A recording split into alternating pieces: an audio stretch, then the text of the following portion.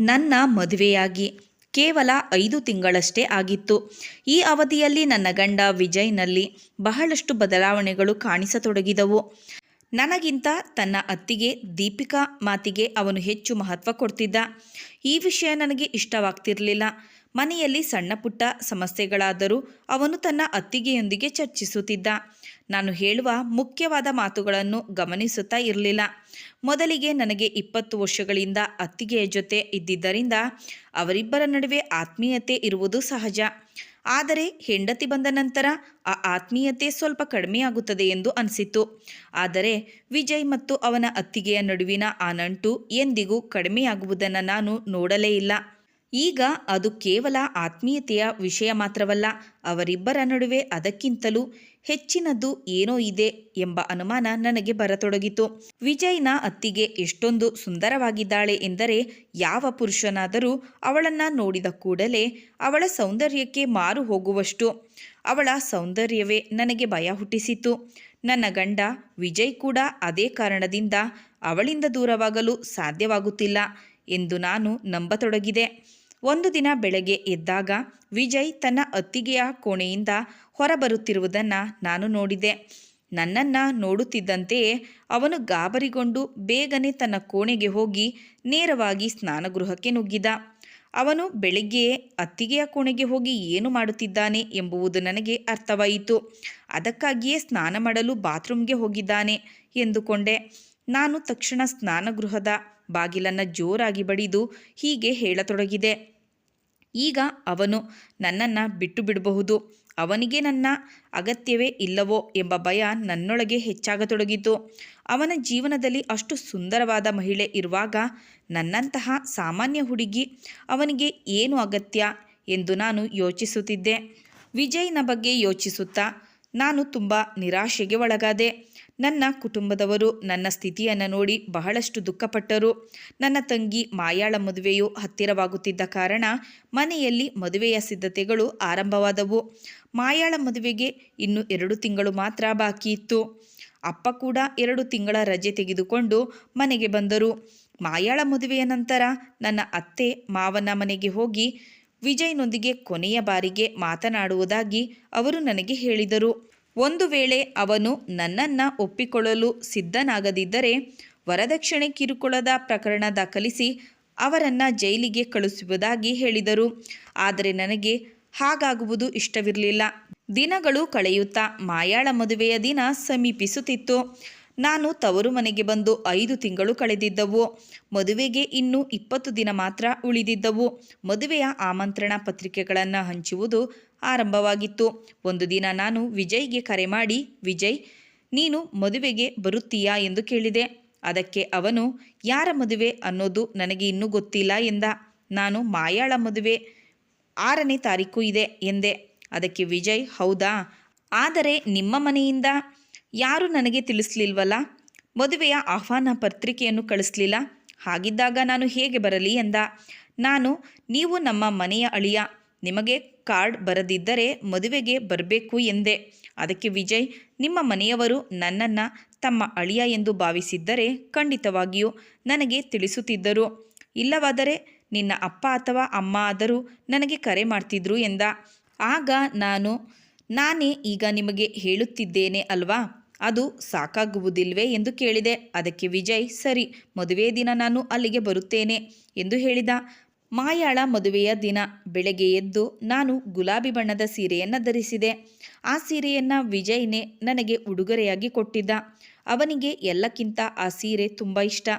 ಮಧ್ಯಾಹ್ನದೊಳಗೆ ವಿಜಯ್ ಊರಿಗೆ ತಲುಪುತ್ತಾನೆ. ಮದುವೆಯ ಮೆರವಣಿಗೆ ಮುಗಿದ ನಂತರ ರಾತ್ರಿ ಇಲ್ಲೇ ಉಳಿದು ನನ್ನ ಜೊತೆ ಸಮಯ ಕಳೆಯುತ್ತಾನೆ. ಆಗ ನಮ್ಮಿಬ್ಬರ ನಡುವಿನ ಎಲ್ಲ ಸಮಸ್ಯೆಗಳು ಸರಿಯಾಗುತ್ತವೆ ಎಂದು ನಾನು ಆಶಿಸಿದೆ. ಬೆಳಿಗ್ಗೆಯೇ ನಾನು ವಿಜಯ್ಗೆ ಕರೆ ಮಾಡಿದೆ, ಆದರೆ ಅವನು ಉತ್ತರಿಸಲಿಲ್ಲ. ಬೆಳಗಿನಿಂದ ಸಂಜೆಯವರೆಗೆ ಕಾಯುತ್ತಿದ್ದರೂ ಅವನು ಬರಲಿಲ್ಲ, ನನ್ನ ಕರೆಗಳನ್ನು ಸ್ವೀಕರಿಸಲಿಲ್ಲ. ಇದರಿಂದ ನನಗೆ ತುಂಬ ನೋವಾಯಿತು. ಮಾಯಾ ಸಂತೋಷದಿಂದ ತನ್ನ ಗಂಡನ ಮನೆಗೆ ಹೊರಟಳು. ನಾನು ನನ್ನ ತಾಯಿಯನ್ನು ಅಪ್ಪಿಕೊಂಡು ಅಳತೊಡಗಿದೆ. ನನ್ನ ಹೃದಯದ ಮೇಲೆ ದುಃಖದ ಬೆಟ್ಟವೇ ಕುಸಿದು ಬಿದ್ದಂತೆ ಆಯಿತು. ಅಲ್ಲಿದ್ದವರೆಲ್ಲರೂ ತಂಗಿ ಮನೆ ಬಿಟ್ಟಿದ್ದಕ್ಕೆ ಅಕ್ಕ ಅಳುತ್ತಿದ್ದಾಳೆ ಎಂದುಕೊಂಡರು. ಆದರೆ ನಿಜವಾಗಿಯೂ ನಾನು ಅಳುತ್ತಿದ್ದದ್ದು ನನ್ನ ದುರಾದೃಷ್ಟಕ್ಕಾಗಿ. ಮರುದಿನ ಬೆಳಗ್ಗೆ ಎದ್ದು ನಾನು ಅಮ್ಮನಿಗೆ, ಅಮ್ಮ, ನಾನು ಇವತ್ತೇ ನನ್ನ ಗಂಡನ ಮನೆಗೆ ಹೋಗುತ್ತೇನೆ ಎಂದೆ. ಅದನ್ನು ಕೇಳಿದ ಅಮ್ಮ ಕೋಪದಿಂದ, ನಿನ್ನ ತಂಗಿಯ ಮದುವೆಗೆ ಸಮಯ ಕೊಡದವನಿಗೆ ನಿನಗಾಗಿ ಸಮಯ ಸಿಗುವುದಿಲ್ಲ. ಸ್ವಲ್ಪ ತಾಳ್ಮೆಯಿಂದ ಇರು. ನಿನ್ನ ಅಪ್ಪ ಪೊಲೀಸ್ ಇಲಾಖೆಯಲ್ಲಿ ಸಾಮಾನ್ಯ ಕಾನ್ಸ್ಟೇಬಲ್ ಆಗಿದ್ದರೂ ಪರವಾಗಿಲ್ಲ. ವಿಜಯ್ ಮತ್ತು ಅವನ ಕುಟುಂಬವನ್ನು ಸುಮ್ಮನೆ ಬಿಡುವುದಿಲ್ಲ ಎಂದರು. ಈ ವಿಷಯ ತಿಳಿದ ಅಪ್ಪನಿಗೂ ತುಂಬ ಕೋಪ ಬಂದಿತು. ಅವರು ನನ್ನನ್ನು ಅತ್ತೆಯ ಮನೆಗೆ ಹೋಗಬಾರದೆಂದು ಕಟ್ಟುನಿಟ್ಟಾಗಿ ಹೇಳಿದರು. ನಾನು ಇಡೀ ದಿನ ವಿಜಯ್ಗೆ ಕರೆ ಮಾಡುತ್ತಿದ್ದೆ. ಆದರೆ ಅವನ ಫೋನ್ ಇನ್ನೂ ಸ್ವಿಚ್ ಆಫ್ ಆಗಿತ್ತು. ರಾತ್ರಿ ಇಡೀ ನಿರಾಶೆಯಿಂದ ಹಾಸಿಗೆ ಮೇಲೆ ಮಲಗಿದ್ದೆ. ಇನ್ನು ಮುಂದೆ ವಿಜಯ್ನಿಂದ ಕರೆ ಬರುತ್ತದೆ ಎಂಬ ನಿರೀಕ್ಷೆಯನ್ನೇ ಬಿಟ್ಟಿದ್ದೆ. ನಮ್ಮ ಸಂಬಂಧ ಇಲ್ಲಿಗೆ ಮುಗಿಯುತ್ತದೆ ಎಂದು ನಿರ್ಧರಿಸಿದ್ದೆ. ಅಷ್ಟರಲ್ಲಿ ನನ್ನ ಫೋನ್ ರಿಂಗಾಗತೊಡಗಿತು. ಅದು ವಿಜಯ್ನ ಕರೆ.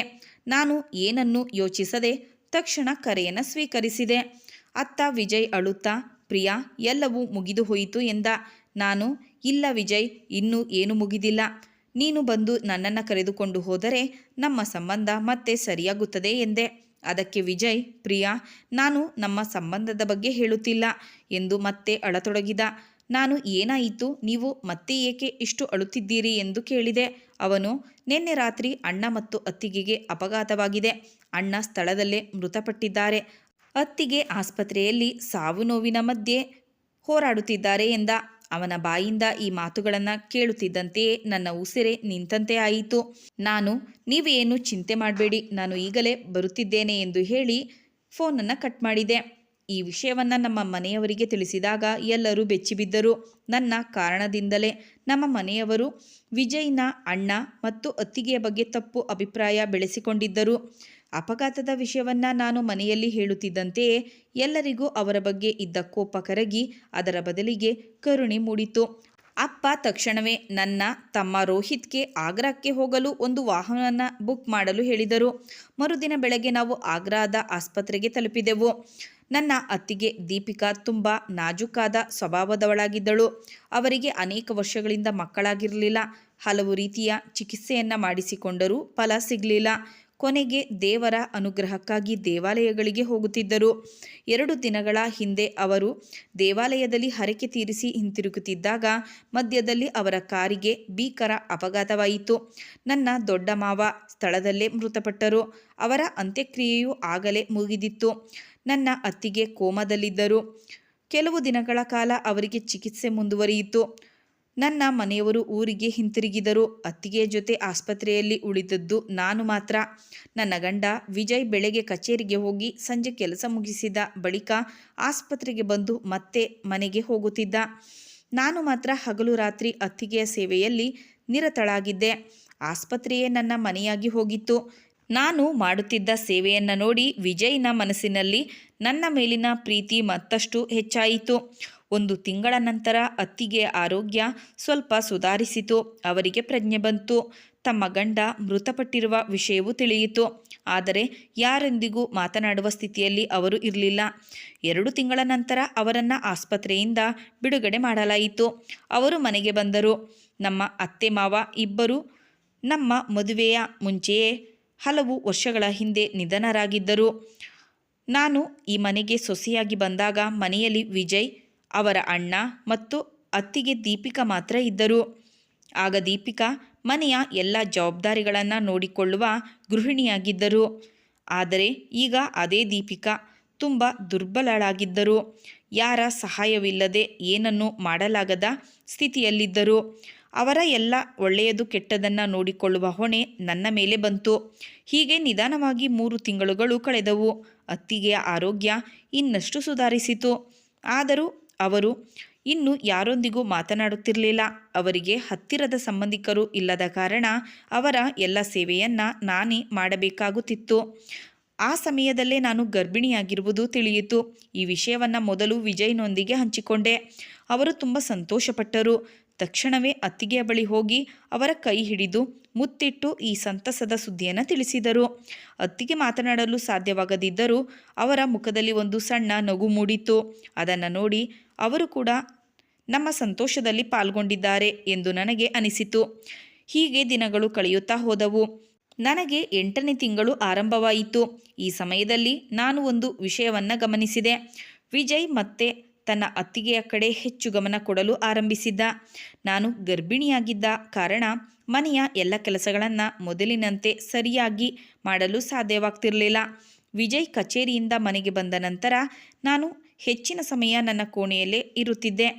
ಸಂಜೆ ಮನೆಗೆ ಬರುವಾಗ ಅವರು ನನಗಾಗಿ ಹಣ್ಣುಗಳು ಮತ್ತು ತಿಂಡಿಗಳನ್ನು ಹಾಗೂ ತಮ್ಮ ಅತ್ತಿಗೆಗೆ ಜ್ಯೂಸನ್ನು ತಂದು ಕೊಡುತ್ತಿದ್ದರು. ಆ ಜ್ಯೂಸನ್ನು ನಾನೇ ಸ್ವತಃ ಅತ್ತಿಗೆಗೆ ಕುಡಿಸಿದ ನಂತರ ನನ್ನ ಕೋಣೆಗೆ ಬರ್ತಿದ್ದೆ. ಅದರ ನಂತರ ನಾನು ಮತ್ತು ವಿಜಯ್ ಊಟ ಮಾಡಿ ಮಲಗುತ್ತಿದ್ದೆವು. ಬೆಳಗ್ಗೆ ನಾನು ತಡವಾಗಿ ಏಳುವಷ್ಟರಲ್ಲಿ ವಿಜಯ್ ತಿಂಡಿ ಮಾಡಿ ಕಚೇರಿಗೆ ಹೋಗಲು ಸಿದ್ಧರಾಗುತ್ತಿದ್ದರು. ಒಂದು ದಿನ ಅಚಾನಕ್ ಹೊಟ್ಟೆನೋವು ಬಂದ ಕಾರಣ ನಾನು ಬೆಳಗ್ಗೆಯೇ ಎಚ್ಚರಗೊಂಡೆ. ಆದರೆ ನಾನು ಇನ್ನೂ ಮಲಗಿದ್ದೇನೆ ಎಂದು ವಿಜಯ್ ಭಾವಿಸಿದರು. ಅವರು ಎದ್ದು ನನ್ನ ಕಡೆ ಒಂದು ಬಾರಿ ನೋಡಿ ನಿಧಾನವಾಗಿ ಕೋಣೆಯಿಂದ ಹೊರಬಂದರು. ನಾನು ಸಹ ಮೌನವಾಗಿ ಎದ್ದು ಅವರ ಹಿಂದೆ ಹೋದೆ. ವಿಜಯ್ ನೇರವಾಗಿ ತಮ್ಮ ಅತ್ತಿಗೆಯ ಕೋಣೆಯೊಳಗೆ ಹೋದರು. ಒಳಗಿನಿಂದಲೇ ಬಾಗಿಲಿಗೆ ಚಿಲಕ ಹಾಕಿಕೊಂಡರು. ಅವರ ಈ ನಡೆ ನೋಡಿ ನನಗೆ ತುಂಬ ಅನುಮಾನವಾಯಿತು. ಅವರು ಬಹಳ ಹೊತ್ತು ಒಳಗೆ ಇದ್ದರು. ನಂತರ ನಾನು ನನ್ನ ಕೋಣೆಗೆ ಬಂದು ಹಾಸಿಗೆ ಮೇಲೆ ಮಲಗಿದೆ. ಸುಮಾರು 20 ನಿಮಿಷಗಳ ನಂತರ ವಿಜಯ್ ಬಂದು ನನ್ನ ಪಕ್ಕದಲ್ಲಿ ಮಲಗಿದರು. ಅವರ ಈ ವಿಚಿತ್ರ ವರ್ತನೆ ನನಗೆ ಅರ್ಥವಾಗಲಿಲ್ಲ. ಹಿಂದೆ ಹೀಗೆ ನಡೆದಾಗ ಅತ್ತಿಗೆ ಆರೋಗ್ಯವಾಗಿದ್ದರು. ಆದರೆ ಈಗ ಅವರು ಅನಾರೋಗ್ಯದಿಂದ ಹಾಸಿಗೆಯಲ್ಲೇ ಇದ್ದಾರೆ. ಹಾಗಿದ್ದರೂ ಬಾಗಿಲು ಹಾಕಿಕೊಂಡು ಅವರ ಜೊತೆ ಏನು ಮಾಡುತ್ತಿದ್ದಾರೆ? ದೀಪಿಕಾ ಸಂಪೂರ್ಣ ಗುಣಮುಖಳಾಗಿದ್ದಾರೆಯೇ?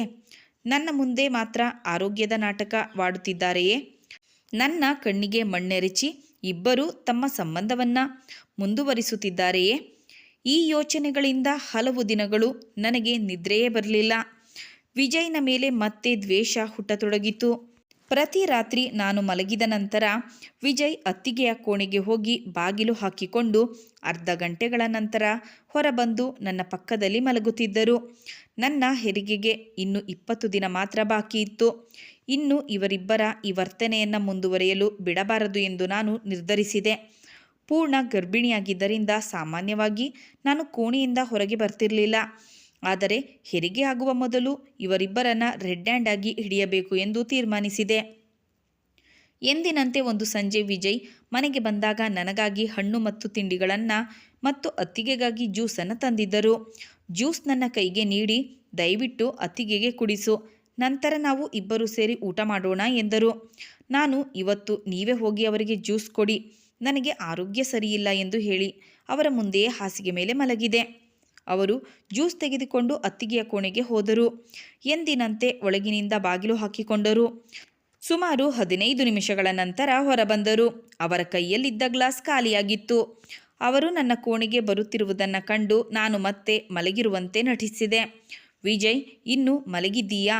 ಎದ್ದೇಳು, ಊಟ ಮಾಡೋಣ ಎಂದರು. ನನಗೂ ಹಸಿವಾಗಿತ್ತು. ಆದರೆ ಅವರ ವರ್ತನೆಯಿಂದ ನನ್ನ ಹಸಿವೆ ಹೋಗಿತ್ತು. ಆದರೂ ಹೊಟ್ಟೆಯಲ್ಲಿದ್ದ ಮಗುವಿನ ಸಲುವಾಗಿ ಊಟಕ್ಕೆ ಕುಳಿತೆ. ನಾವು ಮೊದಲ ತುತ್ತು ತಿನ್ನುವಷ್ಟರಲ್ಲಿ ವಿಜಯ್ ಹೇಳಿದರು, ನಾಳೆ ನಾನು ಕಚೇರಿಗೆ ರಜೆ ಹಾಕುತ್ತಿದ್ದೇನೆ. ಅತ್ತಿಗೆಯನ್ನ ವೈದ್ಯಕೀಯ ಪರೀಕ್ಷೆಗೆ ಆಸ್ಪತ್ರೆಗೆ ಕರೆದೊಯ್ಯಬೇಕು. ಅವರ ಆರೋಗ್ಯ ಮತ್ತೆ ಕುಸಿಯುತ್ತಿದೆ ಎಂದು ವೈದ್ಯರು ಹೇಳಿದ್ದಾರೆ ಎಂದರು. ನಾನು ಕೇಳಿದೆ, ಬೆಳಗ್ಗೆ ಎಷ್ಟು ಗಂಟೆಗೆ ಹೋಗುತ್ತೀರಿ? ಅವರು ಬಹಳ ಬೇಗ ಹೊರಡುತ್ತೇವೆ ಎಂದರು. ನಾಳೆ ಅವರಿಗೆ ಹಲವು ಪರೀಕ್ಷೆಗಳಿವೆ, ಆದ್ದರಿಂದ ಮನೆಗೆ ಬರಲು ತಡವಾಗುತ್ತದೆ ಎಂದರು. ಆ ರಾತ್ರಿ ನನಗೆ ನಿದ್ರೆ ಬರಲಿಲ್ಲ. ಬೆಳಗಾಗುವುದನ್ನೇ ಕಾಯುತ್ತಿದ್ದೆ. ಮರುದಿನ ಬೆಳಗ್ಗೆ ವಿಜಯ್ ತಿಂಡಿ ಮಾಡಿ ತಮ್ಮ ಅತ್ತಿಗೆಯನ್ನು ಕರೆದುಕೊಂಡು ಆಸ್ಪತ್ರೆಗೆ ಹೊರಟರು. ಅವರಿಬ್ಬರನ್ನ ರೆಡ್ ಹ್ಯಾಂಡ್ ಆಗಿ ಹಿಡಿಯಲೇಬೇಕೆಂದು ನಾನು ಒಂದು ಯೋಜನೆಯನ್ನು ರೂಪಿಸಿದೆ. ಅವರು ಹೊರಟ ತಕ್ಷಣ ನಾನು ಮಾರುಕಟ್ಟೆಗೆ ಹೋಗಿ CCTV ಕ್ಯಾಮೆರಾಗಳನ್ನು ಖರೀದಿಸಿ ಅತ್ತಿಗೆಯ ಕೋಣೆಯ ಸಂಪೂರ್ಣ ದೃಶ್ಯ ಕಾಣುವಂತೆ ಸೂಕ್ತ ಜಾಗದಲ್ಲಿ ಕ್ಯಾಮರಾವನ್ನು ಅಳವಡಿಸಿದೆ. ಅದನ್ನು ನನ್ನ ಮೊಬೈಲ್ಗೆ ಸಂಪರ್ಕಿಸಿದೆ. ಇದೆಲ್ಲ ಮುಗಿಯುವಷ್ಟರಲ್ಲಿ ಮಧ್ಯಾಹ್ನವಾಗಿತ್ತು. ಅಷ್ಟರಲ್ಲಿ ವಿಜಯ್ನಿಂದ ನನಗೆ ಕರೆ ಬಂತು. ನಾವು ಈಗ ಆಸ್ಪತ್ರೆಯಿಂದ ಹೊರಡುತ್ತಿದ್ದೇವೆ ಎಂದರು. ನಾನು ಆ ದಿನ ಮಾಡಿದ ಕೆಲಸದ ಬಗ್ಗೆ ತುಂಬ ಸಂತೋಷಪಟ್ಟಿದ್ದೆ. ನಾಳೆಯೊಳಗೆ ವಿಜಯ್ ಮತ್ತು ಅವನ ಅತ್ತಿಗೆಯ ನಡುವಿನ ಸಂಬಂಧಕ್ಕೆ ಸಾಕ್ಷಿಗಳು ನನ್ನ ಕೈಯಲ್ಲಿರುತ್ತವೆ ಎಂದುಕೊಂಡೆ. ಅವರ ರಹಸ್ಯ ಬಹಿರಂಗವಾಗಲಿದೆ ಎಂಬ ನಂಬಿಕೆ ನನಗಿತ್ತು. ವಿಜಯ್ ಅತ್ತಿಗೆಯನ್ನು ಮನೆಗೆ ಕರೆತಂದು ಅವರ ಕೋಣೆಯಲ್ಲಿ ಮಲಗಿಸಿ ನನ್ನ ಕೋಣೆಗೆ ಬಂದರು. ಅವರ ಎಲ್ಲ ಔಷಧಿಗಳನ್ನು ನನ್ನ ಕೈಗೆ ಕೊಟ್ಟು ಯಾವ ಔಷಧಿಯನ್ನು ಯಾವ ಸಮಯದಲ್ಲಿ ಕೊಡಬೇಕೆಂದು ವಿವರಿಸಿದರು. ಅವರು ಅತ್ತಿಗೆಯ ಬಗ್ಗೆ ಮಾತನಾಡುವಾಗ ಅವರ ಕಣ್ಣಿನ ಭಾವನೆ ಮತ್ತು ವರ್ತನೆ ನೋಡಿದರೆ ಅವರು ಅತ್ತಿಗೆಯಲ್ಲ, ಅವರ ಹೆಂಡತಿಯೋ ಎನ್ನುವಷ್ಟು ಕಾಳಜಿ ತೋರುತ್ತಿದ್ದರು. ನಂತರ ಅವರು ಸ್ವತಃ ಅತ್ತಿಗೆಯ ಕೋಣೆಗೆ ಹೋಗಿ ಔಷಧಿ ಕೊಟ್ಟು 1 ಗಂಟೆಗಳ ನಂತರ ಬಂದು ಊಟ ಮಾಡಿ ಮಲಗಿದರು. ನಾನು ಬೆಳಗಾಗುವುದನ್ನೇ ಕಾಯುತ್ತಿದ್ದೆ. ಆ ರಾತ್ರಿ ನಾನು ಗಾಢ ನಿದ್ರೆಯಲ್ಲಿದ್ದಾಗ ವಿಜಯ್ ಮತ್ತೆ ಎದ್ದು ಅತ್ತಿಗೆ ಕೋಣೆಗೆ ಹೋದರು. ಸುಮಾರು 20 ನಿಮಿಷಗಳ ನಂತರ ಹೊರಬಂದು ನನ್ನ ಪಕ್ಕದಲ್ಲಿ ಮಲಗಿದರು. ಮರುದಿನ ಅವರು ಕಚೇರಿಗೆ ಹೋದ ತಕ್ಷಣ ನಾನು CCTV ರೆಕಾರ್ಡಿಂಗ್ಗಳನ್ನು ನೋಡಲು ಆರಂಭಿಸಿದೆ. ಆ ವಿಡಿಯೋ ನೋಡಿದಾಗ ನನ್ನ ಉಸಿರೇ ನಿಂತಂತೆ ಆಯಿತು. ಆ ರೆಕಾರ್ಡಿಂಗ್ನಲ್ಲಿ ವಿಜಯ್ ಅತ್ತಿಗೆಯನ್ನು ಎತ್ತಿಕೊಂಡು ವೀಲ್ ಚೇರ್ನಲ್ಲಿ ಕೂರಿಸುತ್ತಾರೆ. ನಂತರ ಅವರ ಹಾಸಿಗೆ ಮೇಲಿದ್ದ ಕೊಳಕಾದ ಹಾಸಿಗೆಯನ್ನು ತೆಗೆದು ತೊಳೆದಿದ್ದ ಮತ್ತೊಂದು ಹಾಸಿಗೆಯನ್ನು ಹಾಸುತ್ತಾರೆ. ಕೊಳಕಾದ ಹಾಸಿಗೆಯನ್ನು ಬಾತ್ರೂಮ್ಗೆ ತೆಗೆದುಕೊಂಡು ಹೋಗಿ ತೊಳೆಯುತ್ತಾರೆ. ನಂತರ ಅದನ್ನು ಕಿಟಕಿಯ ಮೇಲೆ ಒಣ ಹಾಕುತ್ತಾರೆ. ಅದರ ಬಳಿಕ ಅತ್ತಿಗೆಯ ಕೊಳಕಾದ ಬಟ್ಟೆಗಳನ್ನು ಬದಲಾಯಿಸಿ ಸ್ವಚ್ಛವಾದ ಬಟ್ಟೆಯನ್ನು ಹಾಕಿಸುತ್ತಾರೆ. ನಂತರ ಆ ಕೊಳಕಾದ ಬಟ್ಟೆಗಳನ್ನು ತೊಳೆಯುತ್ತಾರೆ. ಪ್ರತಿದಿನ ಬೆಳಗ್ಗೆ ವಿಜಯ್ ಕಚೇರಿಗೆ ಹೋದ ನಂತರ ನಾನು ಈ ವಿಡಿಯೋಗಳನ್ನು ನೋಡುತ್ತಿದ್ದೆ. ಇದೇ ನನ್ನ ದಿನಚರಿಯಾಯಿತು. ಪ್ರತಿದಿನವೂ ಅವರು ಅತ್ತಿಗೆಯ ಕೊಳಕಾದ ಬಟ್ಟೆ ಮತ್ತು ಹಾಸಿಗೆಯನ್ನು ತೊಳೆಯುತ್ತಿದ್ದರು. ಇಂತಹ ಸೇವೆಯನ್ನು ಒಬ್ಬ ಗಂಡ ಅಥವಾ ಸ್ವಂತ ಮಗ ಮಾತ್ರ ಮಾಡಬಲ್ಲನು. ಒಂದು ದಿನ ನನಗೆ ಹೆರಿಗೆ ನೋವು ಆರಂಭವಾದ ಕಾರಣ ಆಸ್ಪತ್ರೆಗೆ ದಾಖಲಾದೆ. ನನಗೆ ಗಂಡು ಮಗು ಜನಿಸಿತು. ಕೆಲವು ದಿನಗಳ ನಂತರ ಮನೆಗೆ ಮರಳಿದೆ. ನನ್ನನ್ನು ನೋಡಿಕೊಳ್ಳಲು ನನ್ನ ತಾಯಿ ನಮ್ಮ ಮನೆಗೆ ಬಂದರು. ಒಂದು ದಿನ ನಾನು ಅವರಿಗೆ ವಿಜಯ್ ಅತ್ತಿಗೆಯ ಕೋಣೆಯಲ್ಲಿ ಮಾಡುತ್ತಿದ್ದ ಕೆಲಸಗಳ ವಿಡಿಯೋ ತೋರಿಸಿದೆ. ಅಮ್ಮ ತಲೆ ಮೇಲೆ ಕೈಯಿಟ್ಟು, ಅಯ್ಯೋ ನೀನು ಎಷ್ಟು ಅಮಾಯಕಳು, ಇದು ಅತ್ತಿಗೆ ಮೈದುನ ನಡುವಿನ ಸಂಬಂಧವಲ್ಲ, ಇಂತಹ ಸೇವೆಯನ್ನು ಗಂಡ ಹೆಂಡತಿಯರು ಮಾತ್ರ ಮಾಡುತ್ತಾರೆ ಎಂದು ನೀನು ತಪ್ಪಾಗಿ ಅರ್ಥ ಮಾಡಿಕೊಂಡಿದ್ದೀಯಾ ಎಂದರು. ಕೆಲವು ದಿನಗಳ ನಂತರ ನನ್ನ ಮಗನಿಗೆ 3 ತಿಂಗಳು ತುಂಬಿದಾಗ ಅತ್ತಿಗೆ ಆರೋಗ್ಯ ಮತ್ತೆ ಹದಗೆಟ್ಟು ಅವರನ್ನು ಆಸ್ಪತ್ರೆಗೆ ದಾಖಲಿಸಲಾಯಿತು. ಆದರೆ ಸ್ವಲ್ಪ ದಿನಗಳಲ್ಲಿ ಅವರ ಆರೋಗ್ಯ ಮತ್ತಷ್ಟು ಹದಗೆಟ್ಟು ಅವರು ನಿಧನರಾದರು. ಅವರ ಸಾವಿನ ನಂತರ ವಿಜಯ್ ತಮ್ಮ ಸ್ವಂತ ತಾಯಿ ಮೃತಪಟ್ಟಂತೆ ದುಃಖಪಟ್ಟರು. ಕೆಲವು ದಿನಗಳ ಬಳಿಕ ನಾನು ಧೈರ್ಯ ಮಾಡಿ ಕೇಳಿದೆ, ನಿಮ್ಮ ಅತ್ತಿಗೆ ಈಗ ಇಲ್ಲ, ಅವರು ನಿಮಗೆ ತುಂಬ ಪ್ರಿಯರಾಗಿದ್ದರು ಎನ್ನುವುದು ನನಗೆ ಗೊತ್ತು. ಆದರೆ ನೀವು ಅವರಿಗೆ ಅಷ್ಟು ಸೇವೆ ಏಕೆ ಮಾಡುತ್ತಿದ್ದೀರಿ? ಅವರ ಬಟ್ಟೆ, ಹಾಸಿಗೆ ಎಲ್ಲವನ್ನ ನೀವೇ ಏಕೆ ತೊಳೆಯುತ್ತಿದ್ದೀರಿ ಎಂದು ಕೇಳಿದೆ. ವಿಜಯ್ ನನ್ನ ಕಡೆ ದುಃಖದಿಂದ ನೋಡಿ ಆಳವಾಗಿ ಉಸಿರೆಳೆದು ಹೇಳಿದರು, ನಾನು ಮತ್ತು ನನ್ನ ಅಣ್ಣ ಬಾಲ್ಯದಿಂದಲೇ ತುಂಬ ಕಷ್ಟಪಟ್ಟಿದ್ದೇವೆ. ನಾನು ಚಿಕ್ಕವನಾಗಿದ್ದಾಗಲೇ ತಾಯಿಯನ್ನು ಕಳೆದುಕೊಂಡೆ. ನಂತರ ಅಪ್ಪ ಮರು ವಿವಾಹ ಮಾಡಿಕೊಂಡರು. ಆದರೆ ಅವರು ನಮ್ಮನ್ನು ಚೆನ್ನಾಗಿ ನೋಡಿಕೊಳ್ಳಲಿಲ್ಲ. ಅಪ್ಪ ಸತ್ತ ನಂತರ ಎಲ್ಲ ಆಸ್ತಿಯನ್ನು ತೆಗೆದುಕೊಂಡು ನಮ್ಮನ್ನು ಬೀದಿಗೆ ಬಿಟ್ಟರು. ನನ್ನ ಅಣ್ಣ ಕೂಲಿ ಕೆಲಸ ಮಾಡಿ ನನ್ನನ್ನು ಓದಿಸಿದರು. ನಮ್ಮಿಬ್ಬರ ವಯಸ್ಸಿನ ಅಂತರ ತುಂಬ ಹೆಚ್ಚು. ಆದ್ದರಿಂದ ನಾನು ಅವರನ್ನು ಅಣ್ಣನಂತೆ ಅಲ್ಲ, ತಂದೆಯಂತೆ ನೋಡುತ್ತಿದ್ದೆ. ನನ್ನನ್ನು ನೋಡಿಕೊಳ್ಳಲು ಅಣ್ಣ ದೀಪಿಕಾ ಅತ್ತಿಗೆಯನ್ನು ಮದುವೆಯಾದರು. ಸ್ವಲ್ಪ ಸಮಯದ ಬಳಿಕ ಅತ್ತಿಗೆಯ ತಂದೆ ತಾಯಿಯು ತೀರಿಕೊಂಡರು. ಅವರು ಒಬ್ಬಳೇ ಮಗಳಾಗಿದ್ದರಿಂದ ತಮ್ಮ ಪಾಲಿನ ಆಸ್ತಿಯನ್ನೆಲ್ಲ ಅಣ್ಣನ ಕೈಗೆ ಕೊಟ್ಟರು. ಅವರು ತಮ್ಮ ಸ್ವಂತ ಮಗನನ್ನು ಹೇಗೆ ನೋಡಿಕೊಳ್ಳುತ್ತಾರೋ ಅದೇ ರೀತಿಯಲ್ಲಿ ನನ್ನನ್ನು ನೋಡಿಕೊಂಡರು. ತಾಯಿಯ ಕೊರತೆಯನ್ನು ಅವರು ತುಂಬಿದರು. ಅವರು ನಮ್ಮ ಮನೆಗೆ ಬಂದಾಗ ನನಗೆ 10 ವರ್ಷ ವಯಸ್ಸು. 5 ವರ್ಷಗಳ ಹಿಂದೆ ನನಗೆ ನಿಮೋನಿಯಾ ಬಂತು. ಹಲವು ತಿಂಗಳು ಹಾಸಿಗೆಯಲ್ಲೇ ಇದ್ದೆ. ಆ ಸಮಯದಲ್ಲಿ ಅತ್ತಿಗೆ ನನ್ನ ಎಲ್ಲ ಸೇವೆ ಮಾಡಿದರು. ನನ್ನ ಕೊಳಕಾದ ಬಟ್ಟೆಯನ್ನು ತೊಳೆದರು, ಹಾಸಿಗೆಯನ್ನು ಬದಲಾಯಿಸುತ್ತಿದ್ದರು, ನನಗೆ ಸ್ನಾನ ಮಾಡಿಸುತ್ತಿದ್ದರು, ಊಟ ಮಾಡಿಸುತ್ತಿದ್ದರು. ಬೇರೆ ಯಾರಾದರೂ ಮಹಿಳೆಯಾಗಿದ್ದರೆ ಇಷ್ಟೆಲ್ಲ ಮಾಡುತ್ತಿರಲಿಲ್ಲ. ಕನಿಷ್ಠ ಬಟ್ಟೆಗಳನ್ನಾದರೂ ಕೈಯಿಂದ ತೊಳೆಯುತ್ತಿರಲಿಲ್ಲ. ಆದರೆ ನನ್ನ ಅತ್ತಿಗೆ ನನಗೆ ತಾಯಿಯಂತೆ ಸೇವೆ ಮಾಡಿದರು. ಅವರ ಸೇವೆಯಿಂದಲೇ ನಾನು ಬದುಕುಳಿದೆ. ಆದರೆ ಅವರ ಕೊನೆಯ ದಿನಗಳಲ್ಲಿ ನಾನು ಅವರಿಗೆ ಬೇಕಾದಷ್ಟು ಸೇವೆ ಮಾಡಲಿಲ್ಲವೇನೋ ಅನಿಸುತ್ತಿದೆ. ಅದಕ್ಕಾಗಿಯೇ ಅವರನ್ನು ಕಳೆದುಕೊಂಡೆ ಎಂದು ಹೇಳುತ್ತಾ ಅವರು ನನ್ನ ಭುಜದ ಮೇಲೆ ತಲೆಯಿಟ್ಟು ಬಿಕ್ಕಿ ಬಿಕ್ಕಿ ಅತ್ತರು. ನೀನು ಆಗ ತುಂಬು ಗರ್ಭಿಣಿಯಾಗಿದ್ದೆ. ಆದ್ದರಿಂದ ಈ ಸೇವೆಗಳನ್ನು ಮಾಡಲಾಗಲಿಲ್ಲ. ಕೆಲಸದವರನ್ನು ಇಟ್ಟು ಮಾಡಿಸುವಷ್ಟು ಹಣವೂ ಇರಲಿಲ್ಲ. ಏಕೆಂದರೆ ಅತ್ತಿಗೆಯ ಚಿಕಿತ್ಸೆಗೆ ಈಗಾಗಲೇ ಲಕ್ಷಾಂತರ ರೂಪಾಯಿ ಖರ್ಚಾಗಿತ್ತು. ಕನಿಷ್ಠ ನಾನು ಸ್ವಂತ ಸೇವೆ ಮಾಡುವ ಮೂಲಕ ತಾಯಿಯ ಸ್ಥಾನದಲ್ಲಿದ್ದ ನನ್ನ ಅತ್ತಿಗೆಯ ಋಣ ತೀರಿಸಬೇಕು ಎಂದುಕೊಂಡೆ. ಆ ದಿನ ಅಣ್ಣ ಕರೆದಿದ್ದರಿಂದಲೇ ನಾನು ಅವರ ಕೋಣೆಗೆ ಹೋಗಿದ್ದೆ. ಆದರೆ ನೀನು ಅದನ್ನು ತಪ್ಪಾಗಿ ಅರ್ಥ ಮಾಡಿಕೊಂಡೆ ಎಂದು ಅವರು ಅಳುತ್ತಾ ಹೇಳಿದರು. ಅವರ ಸ್ಥಿತಿಯನ್ನು ನೋಡಿ ನನಗೂ ಕಣ್ಣೀರು ಬಂತು. ಅವರ ಬಗ್ಗೆ ನನ್ನ ಮನಸ್ಸಿನಲ್ಲಿ ಇದ್ದ ಎಲ್ಲ ತಪ್ಪು ಅನುಮಾನಗಳು ಮಾಯವಾದವು.